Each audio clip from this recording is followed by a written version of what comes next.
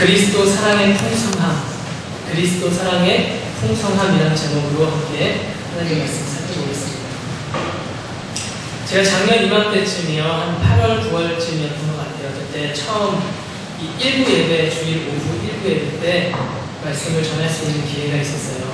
그래서 그때는 원고를 찾아보니까 없어졌는데, 하늘 소망을 가지고 하늘 소망 붙들고 살아야 한다, 이런 메시지였던 걸로 제가 기억해요. 약 1년 전에 그 설교를 하고 나서 1년 전에 그 설교를 하고 나서 어떻게 그러면 우리가 하늘 소망을 붙들고 살 수 있을까? 사실 우리가 살다 보면요, 이 세상 가운데 살다 보면 여러 가지 삶이 많이 바쁘고 고단하다 보니까 하늘 소망을 가지고 살아간다는 것이, 하늘 소망을 인식하는 것조차도 사실은 힘든 경우가 우리 많은 것 같아요. 하늘나라, 하늘 소망, 우리에게 주신 생명, 이걸 인식하고 우리는 과연 살아가고 있는가? 그렇다면 어떻게 해야 우리가 하늘 소망을 붙들고 살 수가 있을까? 이것을 제가 좀 묵상하다가요, 요 근래까지 정리된 상태의 결론을, 제 나름대로 결론을 내는 것은, 예수님을 온전히 알아야, 예수님을 온전히 내가 깨달아야, 예수님을 제대로 알아야 이 하늘 소망을 가지고 사는 것이 가능하다라는 생각을 하게 되었어요. 현재까지는 이렇게 결론이 되었는데 어떻게 하나님께서 더 추가해 주실지 모르겠어요. 조금 더 풀어서 말하면요, 우리가 하나님의 예수님의 사랑을 제대로 깨달아 알 때 하늘 소망을 붙들고 사는 것이 뭔지에 대한 우리의 지적인 동의가 가능하게 돼요. 그때에 비로소 하늘 소망을 붙들고 살아갈 수 있게 된다 하는 거예요. 오늘 본문은요, 사도 바울이 에베소 교회를 향해서, 에베소 교회 성도들을 위해서 기도하는 기도의 내용이에요. 우리가 함께 읽었던 본문은요, 14절 15절에 이러므로 내가 하늘과 땅에 있는 모든 각 족속에게 이름을 주신 아버지 앞에 무릎을 꿇고 비노니, 이렇게 사도 바울이 기도하는, 시작하는 내용이죠. 사도 바울은요, 지금 어떤 상황에 처해 있느냐면, 복음을 전하다가, 예수 그리스도의 이름을 전하다가 감옥에 갇혀 있는 상태예요. 감옥에 갇혀서 나가지도 못하는, 갇혀 있는 상태. 근데 이 갇혀 있는 상황에서도 이 사도 바울은 어떻게 해서든지 이 복음을 전하기 위해서 애를 쓰죠. 지키고 있는 간수들에게, 또 같이 잡혀 있는 죄수들에게도 전하지 않았을까, 저는 생각이 들어요.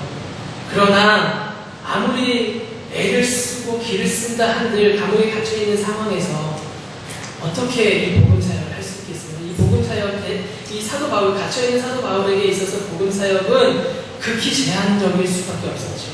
그저 성도들에게 보내는 편지글을 정도 쓸 수 있는 이 제한적인 상황 가운데에서 이 사도 바울은 이 소아시아, 또 떨어져 있는 많은 개척했던 그 초대 교회들을 향해서 제한적인 자신의 사역에 눌리지 아니하고, 무엇보다 그 교회들을 더 도울 수 있는 방법으로 기도를 선택했던 것 같아요.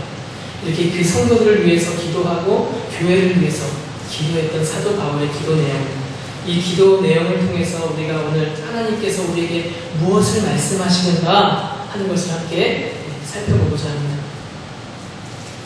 사도 바울이 오늘 기도하는 내용은요, 크게 3가지 정도 기도의 내용이 있어요. 첫 번째 대표자 할 거죠. 성도들로 하여금, 이 에베소 성도, 이 소아시아에 이 편지를 받게 될 이 성도들로 하여금 성도들이 속사람이 하나님의 능력으로, 성령의 능력으로 강건하여지기를 위해서 기도하고 있어요. 그리고 또 이어서 이 성도들이 그 그리스도의 사랑이 어떠한지, 그 그리스도의 사랑을 깊이 깨달아 알게 하여 주옵소서 하고 성도들을 위해서 기도하고 있어요. 그리고 마지막으로 하나님의 충만하심, 하나님이 얼마나 충만하신 분인가, 이 하나님의 충만하심으로 이 성도들을 채워주옵소서, 이렇게 기도하고 있죠. 그렇다면 이렇게 기도하고 있는 내용은 이런데요, 왜 이 기도를 하게 되었습니까? 이 사도 바울은 어떤 심정을 가지고 어떤 마음을 가지고 어떤 이유를 가지고 지금 이 성도들을 향해서 기도하고 있을까? 기도하는 이유, 기도하는 이 심정이 어떤 것인가? 이것은 사도 바울의 이 기도의 내용 앞에요. 3장, 물론 에베소서 가운데 잘 스며들어 있지만 3장 1절에서 8절을 살펴보면 그가 이렇게 얘기해요. 하나님의 은혜의 경륜에 의해 그리스도의 비밀을 깨달았다라고 말하거든요. 그가 깨달았다 하는 이 그리스도의 비밀이 뭐냐? 좀 어렵죠. 하나님의 은혜의 경륜에 의해서 그리스도의 비밀을 깨달았대요. 하나님의 은혜의 경륜을 통해서 그리스도의 비밀을 깨달았다. 이 사도 바울이 깨달았다고 하는 이 비밀이 뭘까? 이방인들이 복음으로 말미암아 이방인들이 복음을 듣고 예수 안에서 상속자가 되고 함께 지체가 되어 약속을 참여하는 자가 됨을 깨닫게 되었다. 제가 이 성경 본문을 그냥 조금 압축해서 말씀드리는 게 어렵죠. 이해가 쉽지 않네요. 다시요. 이방인들이 복음으로 말미암아 예수 안에서 상속자가 되고 예수 안에서 상속자가 되고 함께 지체가 되어 약속에 참여하는 자가 됨을 깨닫게 되었다고 얘기합니다. 좀 더 쉽게 말씀드리면 유대인들뿐만 아니라 당시에는 유대인들만 구원받는다고 생각하고 있었거든요. 유대인들뿐만 아니라 이방인들도 이제 복음을 듣고 구원을 받아서 하늘나라의 백성이 되게 하셨다는 거예요. 이것을 그리스도의 사랑 안에서 자신이 깨달았다는 거예요. 그래서 그 깨닫고 나니까 이 그리스도의 사랑의 풍성함이 얼마나 크고 놀라운지를 본인이 깨달았다는 거예요. 이 당시만 해도 이방인에게 구원이 있다라고 말하는 것은 누가 말하지도 않았고 가르치지도 않았죠. 이방인에게 구원이 있다라는 것은 생각하지 않았던 거예요. 그러나 이 구원이 하나님께서 다른 세대들 많은 사람들에게는 알리지 아니하셨던 비밀의 경륜이었는데 이것을 사도 바울과 사도들 그리고 선지자들에게 깨닫게 해주셨다는 거예요. 이 깨달음의 감격이 얼마나 벅찼는지 이 사도 바울은요, 이 그리스도의 복음이 나에게만 국한되어 있었던 것이 아니라 모든 민족 가운데 향하신 하나님의 사랑, 그 풍성한 사랑이구나라는 걸 깨달았을 때 사도 바울은 너무 벅찬 거예요. 에베소서를 비롯한 이 사도 바울이 쓴 서신들을 보면 그가 깨닫고 발견한 하나님의 이 은혜, 구원의 경륜, 그리스도의 사랑의 풍성함을 어떻게든 전하고 싶어서 어쩔 줄 모르는 이 사도 바울의 어쩔 줄 몰라 하는 모습이 우리 눈에 그려지기도 하죠. 사도 바울은요, 반복적으로 그의 서신을 통해서 이렇게 이야기해요. 편지를 읽는 너희 모두가 이러한 그리스도의 사랑을, 이런 그리스도의 사랑의 풍성함을 깨닫기를 바란다. 라고 반복적으로 얘기해요. 이 똑같은 문장으로 얘기하진 않지만 그 내용 안에 이 내용이 계속해서 반복돼요. 오늘 말씀을 통해서 또 우리가 말씀 생활을 하는 가운데에 저와 여러분 모두 이와 같은 그리스도 사랑의 풍성함을 깨닫는 은혜가 있으시기를 예수님의 이름으로 축복합니다. 요한계시록에 보면요, 요한계시록에도 이 에베소 교회에 대한 기록이 나와 있어요. 에베소 교회에 대한 기록이 나와 있는데 어떤 기록으로 나와 있냐면 2장부터 이 예수님께서 소아시아의 7교회를 향해서 메시지를 주시죠. 너희는 이것이 칭찬할 만하구나. 너희는 이게 참 잘못됐다. 이것들을 회복해라. 이렇게 7교회들을 향해서 예수님께서 메시지를 주세요. 그 가운데 이제 2장 1절에서 7절까지 보면 에베소 교회를 향해서 예수님께서 메시지를 주시거든요. 에베소 교회는요, 이 예수님께 칭찬의 메시지와 함께 책망에 대한 메시지를 함께 받아요. 근데 이 책망의 내용이 뭐냐 하면 살펴보니까요, 이 에베소 교회를 향해서 예수님께서 책망하신 내용이 너희가 처음 사랑을 버렸다라는 거예요. 좀 그 원대로 직역해보면 너의 단수로 너의 그 첫사랑을 버렸다라는 거예요. 본문을 제가 읽어보면요, 너를 책망할 것이 있나니 너의 처음 사랑을 버렸느니라. 이렇게 얘기하시면서 예수님이 뭐라고 얘기하시냐면요. 이 처음 사랑, 네가 버려진, 네가 잃어버린 이 처음 사랑이 어디에서 떨어졌는지를 생각하고 회개하여 처음 행위를 가지라. 그래야지 아니하고 회개하지 아니하면 내가 네게 가서 네 촛대를 그 자리에서 옮기리라. 이렇게 경고하세요. 우리는 이렇게 하나님의 말씀을 통해서, 예수님의 말씀을 통해서 처음 행위를 회복하라, 첫사랑을 회복하라 이야기를 들으면요, 그래, 나도 첫사랑이 있었지, 다시 회복해야지, 나도 열심히 할 때가 있었는데 회복해야겠다, 이렇게 생각할 수 있는 것 같아요. 우리가 첫사랑을 회복한다? 현실 속에서는 첫사랑을 회복하는 건 좀 안 되는 거 아닐까요? 네, 아무튼 첫사랑을 회복한다, 첫 마음을 회복한다, 이것이요, 내가 더 열심히, 예전에 더 열심히 일하고 봉사했던 그 시점을 떠올리는 경우가 있는 것 같아요.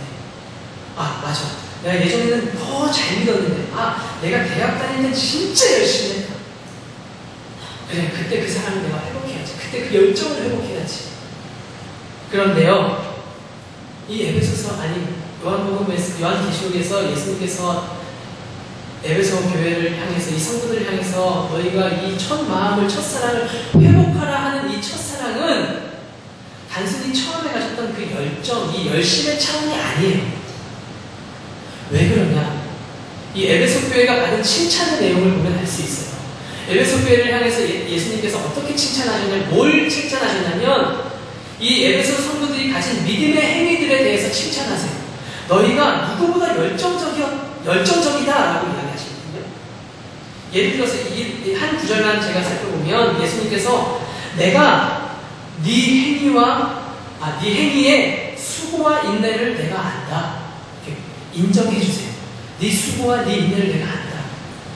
여기서 말하는 에베소 성도들이 예수님을 향해서, 하나님을 향해서 보였던 이 인내와 수고는요, 단순히 그냥 우리가 육체적인 피곤함, 내가 좀 피곤한데 피곤함에도 불구하고 하나님의 일을 좀 감당하고, 또 내가 좀 다른 일들도 열심히 해야 되는데 이것들을 다 내려놓고 포기하고 하나님의 일을 열심히 했었던 정도의 수고와 인내가 아니라 피 흘리기까지, 피 흘리는 고통 가운데에서 보여준 인내와 수고를 말해요. 이 당시에는 이단들이 많이 일어나거든요. 그리고 그리스도인들, 예수님을 믿는 사람들을 박해하던 시기예요. 그러므로 이 믿음을 지킨다는 것, 그리고 그 이단들과 대항해서 싸운다는 것은 엄청난 열정과 열심이 필요해요. 예수님께서 칭찬하셨던 에베소 교회의 믿음의 행위는 이와 같은 열심과 열정이었어요. 그런데 이들이 가지고 있는 열정과 열심이 있는데 예수님께서는 너희의 첫사랑을 회복하라 얘기하시는 거예요. 그러니까 열정과 열심이 아니라는 생각이 들어요. 그렇다면 이 계시록에서 예수님께서 너희가 다시 회복해야 한다라고 말씀하신 이 사랑은 어떤 사랑이겠느냐 하는 거예요. 오늘 본문에요, 에베소서 본문에서 우리가 살펴보고자 하는 사도 바울이 깨달았다라고 하는 이 그리스도의 사랑이, 바울이 그토록 너희도 깨닫기를 바란다라고 말했던 그 사랑에 예수님의 이 회복하라고 말하는 이 사랑이 기초가 거기에 있어요. 여러분, 우리는요, 성경의 모든 기록은요, 성경의 모든 내용이 하나님의 뜻을 우리에게 알리시기 위해서 하나님이 특별히 선택하신 그 사람에게 성경의 감동을 주셔서 쓰게 하신 하나님의 말씀이라고 우리는 믿습니까? 그렇게 믿으시죠? 성경은 하나님의 말씀이에요. 그렇다면 오늘 본문에서도 마찬가지 사도 바울이 너희가 그 사랑의 풍성함을 깨닫기 원한다라고 말하는 이 말은요, 바울의 마음이기 이전에 하나님의 애절함과 하나님의 이 애간장이 녹아져 있는 말씀이라는 것을 우리는 인식할 수 있어야 돼요. 그것이 오늘 본문에서는요, 이 에베소서 오늘 본문에서는 하나님께서 이런 심정으로, 이런 애절함으로 우리에게 말씀하는 거예요. 너희가 내 사랑이 어떤 사랑인지, 내 사랑이 얼마나 풍성하고 깊은지 니네가 이 사랑의 진정성을 좀 알았으면 좋겠다.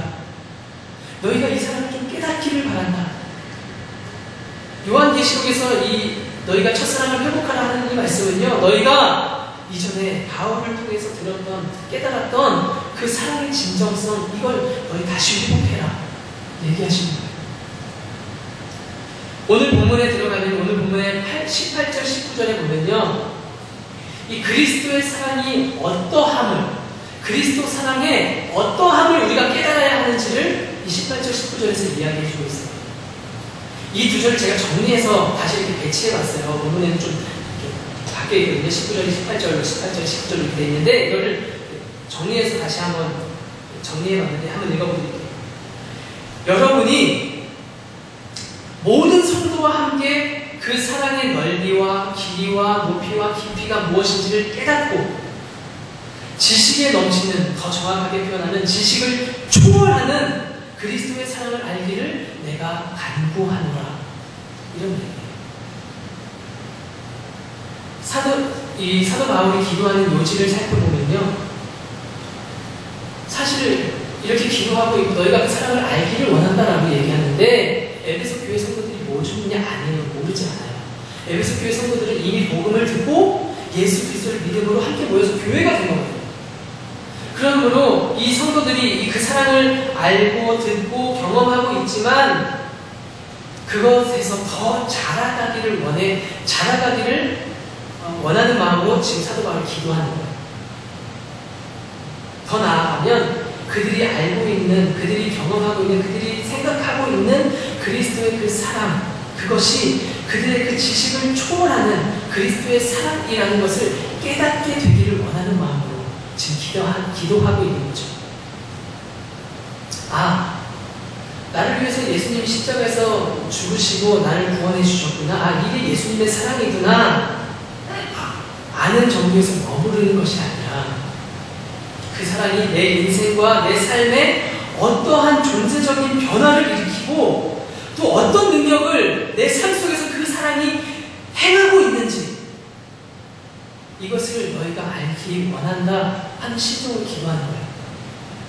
그러면요, 이 사도 바울이 원하는 이 기도하는 지식을 초월하는 그리스도의 사랑은 어떤 사랑일까? 지식을 초월하는 그리스도의 사랑.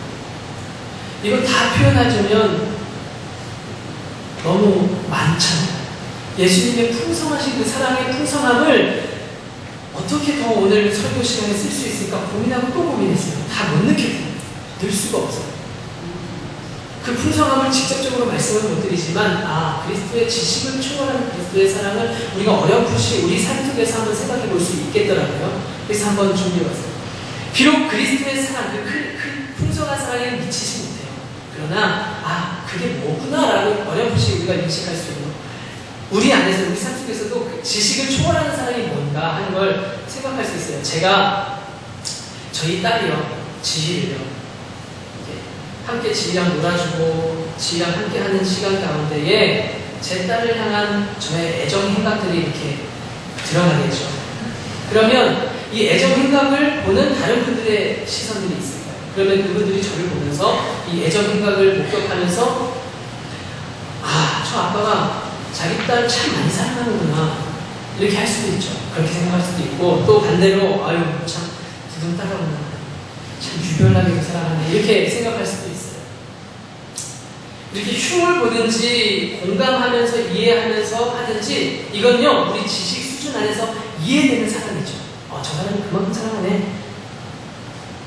그런데요, 우리 부모의 입장에서 우리가 자녀를 사랑하는 차원은 달라요. 우리 부모님들의 사랑을 한번 생각해 보세요. 떠올려 보세요. 우리 자녀를 향한 내 마음의 부모된 입장에서의 마음을, 그 사랑을 한번 떠올려 보세요. 그 사랑이 지식 수준 안에서 이해되는 사랑인가요? 너무 사랑스러워서 꼭 안고 그 사랑을 주체할 수 없어서 뽀뽀를 하고 배에다 코를 박고 흔들어 보고 그래도 다 표현할 수 없는 그 사랑이 우리 부모의 사랑 아닌가요? 이 부모의 사랑 안에서 지식을 초월하는 사랑이 뭔가 우리는 조금 힌트를 얻을 수 있죠. 96년도에요. 제가 고등학교 때거든요. KBS에서 첫사랑이라는 드라마가 있어요. 여러분 기억나요? 혹시? 모르시겠죠? 신은 이 첫사랑이라는 드라마에서요, 한 무명 가수가 나와요. 그 무명 가수의 이름이 주정남이에요. 주정남. 저는 임정남. 그래서 제가 고등학교 때 내내 별명이 주정남이었어요. 이런 기억이고요. 그 무명 가수가 부른 노래가 있어요. 그 무명 가수 주정남이 불렀던 노래 아세요 혹시? 뭘까요? 보고 있어도 보고 싶어. 아세요? 다 아시죠? 이것만 얘기하면 다 아시죠? 그 가사가요 이렇게 돼요. 보고 있어도 보고 싶어. 보고 있어도 보고 싶어. 보고 있어도 보고 싶은 그대여. 부를 수는 없지만 이 가사가 지금 뭘 노래하고 있는 걸까요? 보고 있어도 사랑하는 사람이요 지금 내 앞에 있어요. 사랑하는 사람이 내 앞에 있는데 그 사람을 지금 내가 보고 있는데도 그 보고 싶은 마음이 채워지지 않아요. 그 마음이 보고 싶은 그 마음이 지속되는 그 감정, 이게 사랑이라는 거거든요. 이게 우리 머리로 헤아릴 수 없는, 이해할 수 없는 지식에 넘치는, 지식에 초월하는 사랑이죠. 이렇게 우리 삶에서도 어렴풋이 지식을 초월하는 사랑이 어떤 건가를 우리는 경험하며 살아가고 있는데요. 본질상 이것들과는 비교될 수 없는 사랑이 오늘 본문에서 말하는 지식을 초월한 그리스도의 사랑이에요. 이 사도 바울이 자기가 내가 이 그리스도의 사랑을 깨달았다, 이 그리스도의 풍성함을 내가 깨달았더니 주체할 수가 없는 거예요.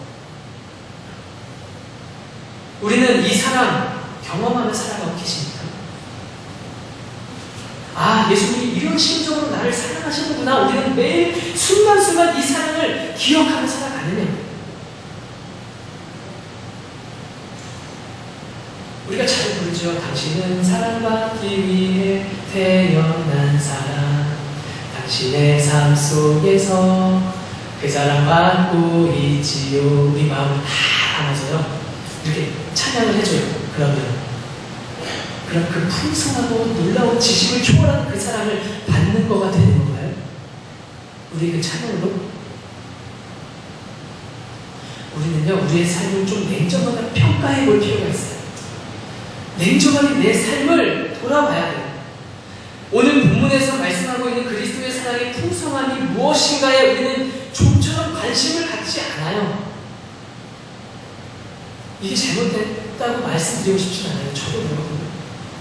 너무 바쁘다 보면 그리스도의 사랑 무슨 내가 내 사랑도 찾기 힘든데, 그런데 이게 하나님 앞에 정당화될 수 없어요.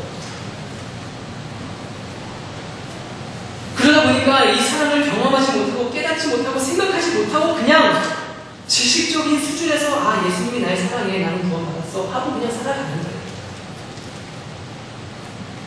본문에서 하나님께서 우리에게 그 사랑의 진정성, 그 안에서 풍성히 누리며 살아가길 원하시는데 관심이 없고 내가 다 안다고 생각하다 보니까 내가 아는 수준에서, 내가 아는 수준 정도로 하나님의 사랑을 우리는 가감시켜버리는 경우가 참 많아요. 우리 삶 속에. 우리는요, 그리스도의 측량할 수 없는 이 풍성한 사랑을 우리 수준으로 끌어내려서는 안 돼요. 에이, 그래도 전도하기 위해서는 그래도 좀 쉽고 부담스럽지 않게 좀 전하고, 사람이 부담스러운 예수님 보고 그 사랑이 얼마나 큰 사랑. 아니에요. 결코 그 사랑 그대로, 그 사랑의 풍성함을 내가 안다면 그 사랑의 풍성함을 가감해서 전한다? 안 돼요. 그렇게 할 수가 없어요. 그렇게 해서도 안 되고 그렇게 할 수 없는 거예요. 본문의 사도 바울이 간절히 소원하며 기도하는 것처럼 우리는 그리스도의 그 사랑의 풍성함이 무엇인지 더 깊이, 더 진지하게 알아가기를 소원하고 힘쓰고 그것이 또 가감없이 선포될 수 있도록 해야만 하는 거죠. 그 사랑의 너비와 길이와 높이와 깊이를 깨닫게 된 바울이 가만히 있을 수 없었던 것처럼요. 우리도 그 사랑의 풍성함을 알아가면 깨달으면 깨달을수록, 알아가면 알아갈수록, 생각하면 생각할수록 우리를 평범하게 살아갈 수 없도록 하는 것이 그리스도의 사랑이에요. 혹시 평범하게 살아가고 싶으세요? 난 좀 튀지 않게 살아가고 싶으세요? 만약에 우리 안에 평범하게 살아가고 싶은, 난 좀 튀지 않게 살아가고 싶은 마음이 있다면 여러분, 우리 이 자리에 있을 수 없어요. 이 자리에 계신다는 그것이 뭘 지금 증명하냐면 우리는 평범하게 살아갈 수 없도록 하시는 그리스도의 사랑의 풍성함이 우리 안에 있고 이 자리는 그 사랑의 풍성함을 우리가 모이게 된 거예요.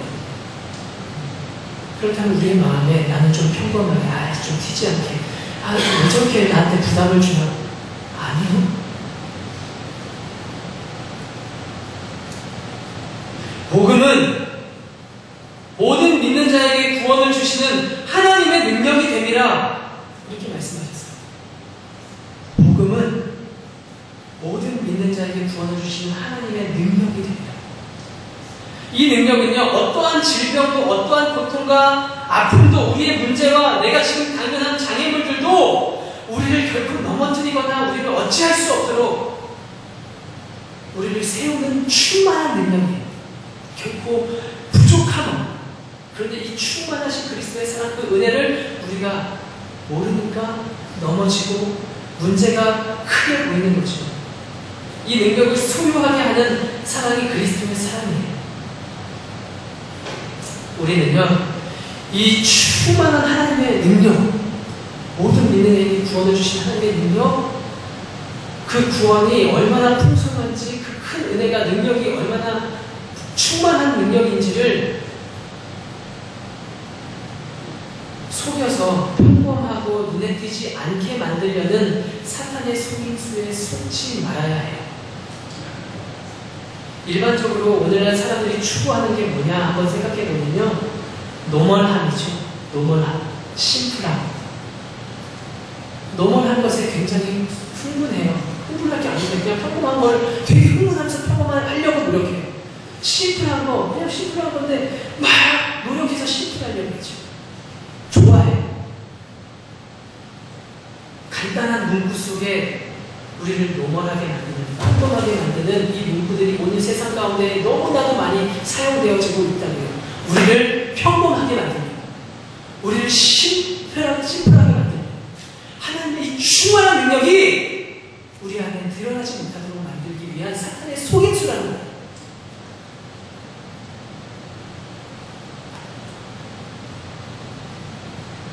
사람들은 이렇게 노멀함과 심플함을 추구하는데 우리는 그것들과 결코 공존할 수 없는 존재, 의와 진리의 거룩함으로 지으심을 받은 새 사람이에요.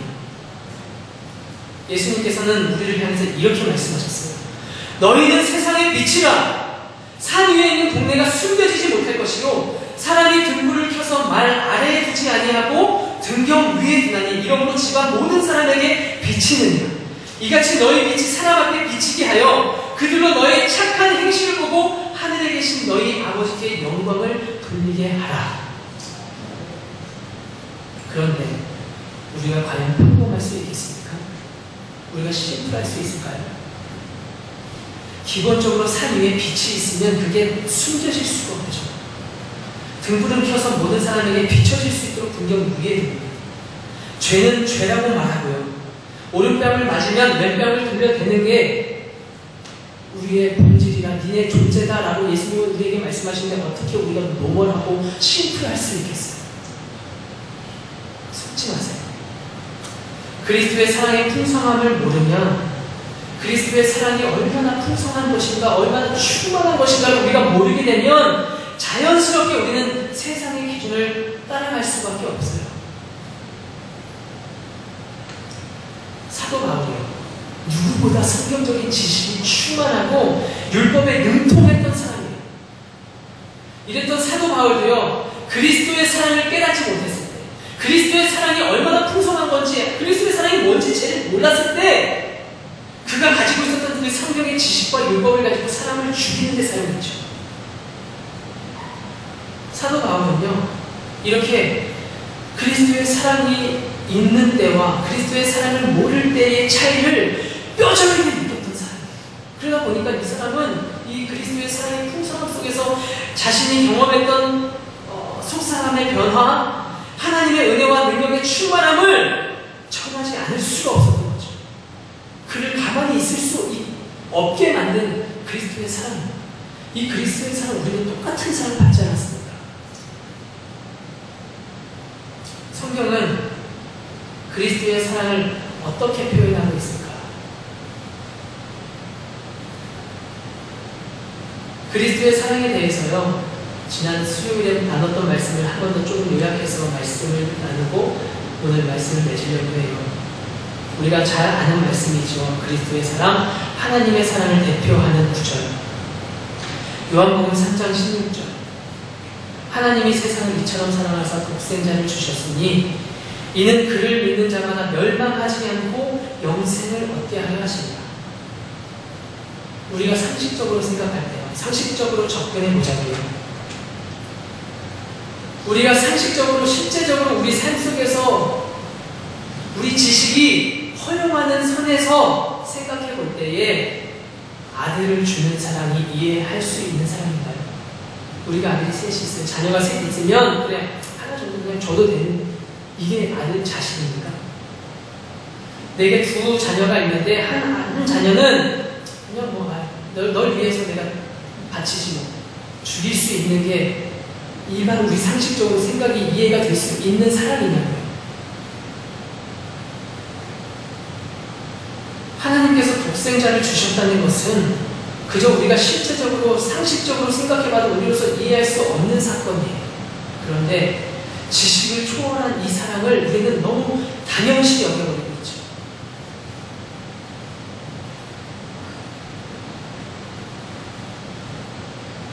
로마서 8장 32절에 보면요, 자기 아들을 아끼지 아니하시고 우리 모든 사람을 위하여 내주시니까 어찌 그 아들과 함께 모든 것을 우리에게 주시지 아니하겠느냐. 하나님이 독생자를 주셨다는 것은 하나님의 있는 전부를 다 주셨다는 거예요.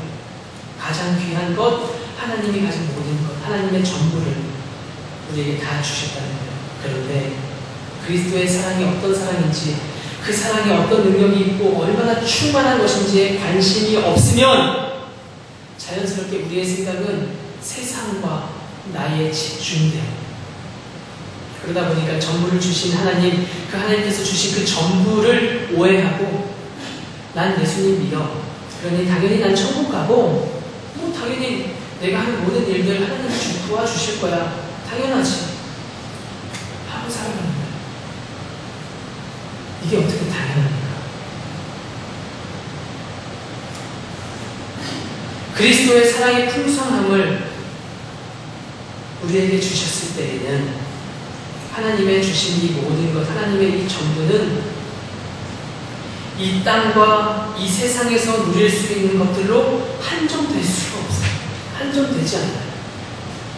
오히려 이 땅의 차원을 초월하는 모든 것을 우리에게 주신 거죠. 그러므로 지금 당장 우리가 가진 게 없어도 낙심하지 않아요. 우리가 당면한 어떤 큰 문제가 닥쳤어도 우리가 그것으로 번민하고 두려워하고 떠는 것이 아니라 그리스도의 사랑을 아는 사람은 그 안에서도 자유할 수 있어요. 이게 우리 지식으로 이해할 수 없는, 지식을 초월하는 그리스도의 사랑이에요. 이 사랑을 우리가 가지고 있느냐?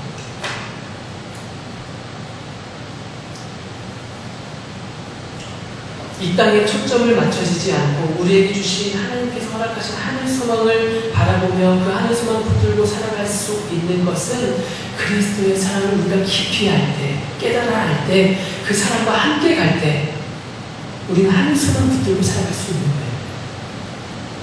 우리가 목표를 삼고 나아가는 것이 뭐냐 하는 것을 한번 생각해 보세요.